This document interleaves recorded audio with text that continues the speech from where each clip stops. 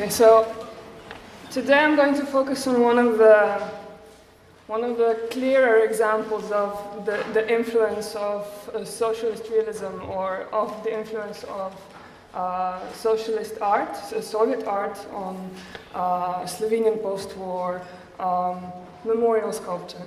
I'm going to focus on the Victory Monument in Murska Sobota, which if you've already had a walk around the exhibition, you've probably seen some photos of, and also some original plans. It is one of the monuments that belongs to a large group of Red Army monuments, which were erected on the territories liberated by the Soviets in the early post-war years. Now, similar monuments to this one were, most famous monuments were the ones in Vienna, Königsberg, Berlin, and so on. Now, the monument in Murska Sobota is basically the only one of its kind in Slovenia, and it was built only a couple of months after the end of the Second World War. It is located It was located onto one of the central and focal points of the town, and up until today it has maintained its role as the central representational space within the city, and it is also still a very popular meeting place among locals. So despite all of the sort of radical social and political changes that have taken place over the past 70 years, and despite the way it was placed into its surroundings, which from this photograph I think you can very well see the thought behind the location of the monument. So if you have a look at, I'm not sure how well it can be read from the photo, but you can probably see the gun of the Soviet soldier aiming directly towards the church across the street. Now, the monument was initially conceived as a mausoleum for the 500 Red Army soldiers who had fallen in the battles for Prekmurje, which was the first Slovenian region to be liberated, and also the only one liberated by the Soviets. Now, the people of Murska Sobota were allegedly strongly opposed to having a burial site on the town's main square. So the soldiers' remains were ultimately laid to rest in a joint tomb at the local cemetery. And the original designs of the monument, however, remained unchanged. Apart from the very smart decision, in my opinion, against the initially planned color scale, which was supposed to correspond to both the Yugoslav and the Soviet flag. Which you can see, it was supposed to. So this is another close-up of the monument. So it was supposed to have been colored in blue, white, and red. As the title of my presentation suggests, I have decided to focus on analyzing the relationship between the Soviet Union and Yugoslavia as it is manifested in this particular monument. Now, unlike other Red Army monuments, this one, as far as I was able to find out, is the only one which is not dedicated solely to the Red Army, but also to the local army. It does not honor the exclusive efforts of the Soviets, but it also commemorates the camaraderie between the two nations involved in liberating the territory. Now, this fact is emphasized, for one, by the numerous inscriptions on the monument, and more obviously, by the two soldiers placed on either sides of the memorial plaque, which covers what was supposed to be the entrance into the mausoleum. Apart from their uniforms, the only significant difference between the two soldiers is the level of dynamism with which they were portrayed. Now, the partisan on your left, no, on your right, sorry. The partisan stands with his feet further apart, and therefore he appears to be less stationary than his Soviet counterpart. And it is on this very small variation between the two soldiers that a very important and widely publicized concept of the Soviet Union as the teacher and Yugoslavia as the student was constructed. Now, one of the many articles covering the unveiling of the monument, which was a grand affair in itself, with more than 20,000 people gathering in the very small town of Murska Sobota. Now, this article interpreted the Red Army soldier as a calm, confident, and proud figure with a clear look and a mighty stance, which is supposed to prove that the hero we see before us is a member of the orderly Red Army, which is the only one capable of winning the war. Now, in contrast, the article says, the partisan is more lively and displays a more rebellious nature. His Italian machine guns, the old military coat, and the German bomb he's holding all suggest or all support the fact that he first had to tear all of this out of the enemy's hands. And I'm going to quote the article. This difference unintentionally reminds us of the fact that years ago, the Red Army soldier was also in the same position as our warrior. This gives us encouragement that we too shall complete the constitution of the Yugoslavian army. Now, such faith is reflected in the monument, the most obvious guarantee being the 5-pointed star glistening on the tall pillar above. So the partisan was essentially interpreted as a dynamic, youthful, and enthusiastic rebel who should in the future look up to the mature Red Army soldier, who was seen as the symbol of calmness and confidence, which was allegedly typical of the members of the victorious and very organized and very efficient Red Army. Now, this concept of the Soviet Union as an authoritative teacher and Yugoslavia as its faithful and obedient student, which was typical for the years preceding the break with the Cominform, so pre-1948. I believe this can be observed on several levels, and it also does a good job of summing up the process of the construction of the monument, as well as the ideology behind it. Now, the dominant force in this relationship is quite obviously the Soviet Union. Despite the Soviets' claims that the monument was supposed to be constructed through mutual efforts from both partners, in parentheses of course, and based on plans by local architects, their archival sources reveal that the Soviet Union took complete control of all important aspects of the commission by acting as its leader and its only supervisor. Yugoslavia, or Slovenia, on the other hand, provided the labor force, the construction materials, and all the necessary funding.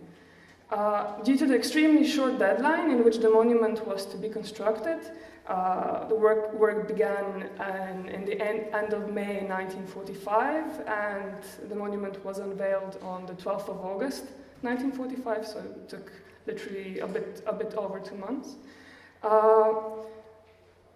And this efficiency was apparently due to the Soviets, who demonstrated all of their skill in organizing mass work and shock labor, so that the unveiling could take place on the right date. Now, as far as the collaboration between the Soviet artist, the Soviet and the Yugoslav artists goes, the case of the Murska Sobota monument is similar to other comparable monuments across Europe.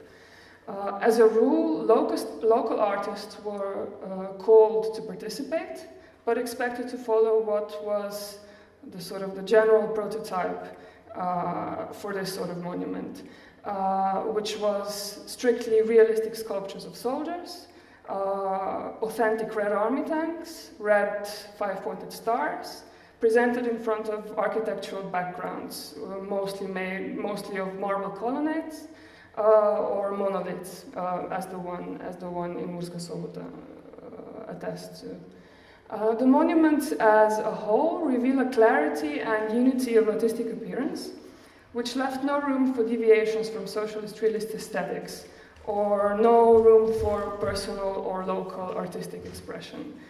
A very similar plan was also to be followed in the case of the only other remaining large-scale monument to the Red Army, on what was formerly the Yugoslav territory, and that is the Red Army monument in Batina. Just like in Murska Sobota, a relatively unknown Soviet military engineer drew the plans for the architectural part of the monument, while the sculptural part was to be carried out by local sculptors. In the case of Murska Sobota, the commission was given to first to Boris Kalin, who was one of the most important sculptors,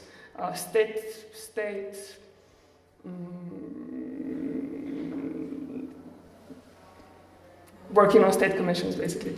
But due to the very short deadline he had to finish his work, he assigned half of the task or half of the commission to his brother Zdenko Kalin, and so the two basically, in effect, created the statue of the Red Army soldier and the statue of the partisan.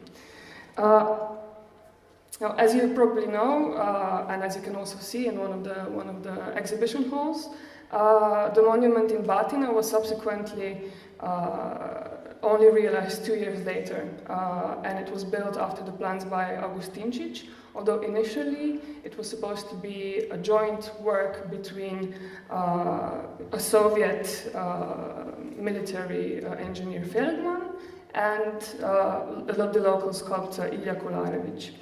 Now, even though some of the most influential local artists supervised this aesthetic conception of the monument, the Russians nevertheless considered the project to be theirs, and they perceived the delay in construction works, which was mostly due to August Tinčić and his influence, as sabotage. The Yugoslavs' role in the project was autonomous only in principle. Now, while they did have their own supervisors, they were still being supervised by the Soviets. So despite the written reports, which described the close cooperation between the artists and nations, the Red Army still had the deciding vote in both the Batina and Murska Sobota projects. Now, the Soviet dominance is also apparent. I'm going to jump back a little bit. Is also apparent not only in the commission, but in the iconography of the monument as a whole. With the Red Army soldier, the authentic Red Army tanks, and the portrait medal of Stalin, it does its best to attest to the Soviet power, which is also very obvious in the way the monument was placed within the town. It is located in the main square, which was formerly the place of a Hungarian memorial. So after the liberation by the Soviets, it was replaced. It replaced the former Hungarian monument both symbolically and spatially. Now, the top of the central section of the monument is capped by a sort of a castellated rim, which was designed as a clear reference to the Kremlin walls. And as the initial plans incorporated a mausoleum under this wall, it can therefore be interpreted as a variation on the Lenin mausoleum beneath the Moscow Kremlin, and then by extension making the Victory Monument in Murska Sobota a sort of a fortress of the Soviets in Prekmurje, on the extreme territorial edges of brotherly Yugoslavia, and therefore it can be interpreted as a very clear visualization of the Soviet supremacy. Now, in this period, the Soviet policy towards Yugoslavia generally strove towards enforcing the concept of the new state as being unable to exist and persist without Soviet support. And it also leaned towards a one-way expansion of its own culture and ideology.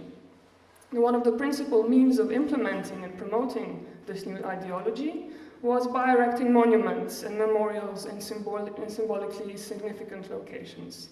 The construction of these monuments to the Red Army was in no way an act of blind submission of Yugoslavia to the liberator. The new memorials did not only strengthen the relationship between the Soviet Union and Yugoslavia, but they also clearly promoted the new ideology and emphasized the strong backing the Yugoslav communists had in their Soviet counterparts. So, to conclude, both parties involved, despite Yugoslavia's visual submission, in the end benefited from this sort of propaganda of their relationship. And I believe it is precisely because of this fact that the monument was also able to survive the social and political upheavals of the past. Now, as you probably know, most of similar monuments have been either altered or removed, but this is one of the few ones remaining today. One of the reasons, of course, is the fact that it was never a burial ground, so there wasn't this initial need to transfer the deadly remains into the cemetery, so there was no. So it was a bit more difficult to justify the removal of the monument because of this. But then the second and the other element, which I believe is crucial in this case, is the fact that it could also be interpreted as a monument to camaraderie. And so the only difference, the only change the monument endured was after the time of the break with the Cominform, when the former medal with Stalin was removed and replaced with a medal of Lenin, so as to make the monument more adapted to the new times.